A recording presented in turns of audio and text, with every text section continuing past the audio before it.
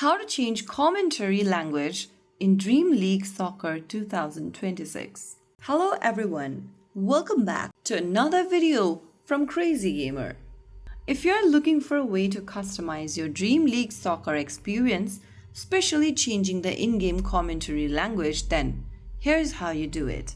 First things first, open the Dream League Soccer 2026 game on your device, and from the main homepage, go ahead and click on the settings or the gear icon at the top left corner. You'll then come across this game menu where you need to tap on audio at the bottom center.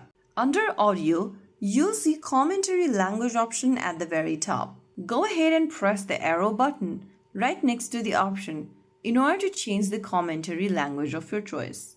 You'll find multiple of language options from Spanish, Portuguese, Arabic, Turkish, etc. Just find the language you want for your commentary. After you select it, you can head back to the game, and then your matches should now sound fresh with your selected commentary language, making your gameplay even more exciting and personal. If you found the video helpful, don't forget to like, share and subscribe to our channel. I will be back again in the next video. Thank you for watching.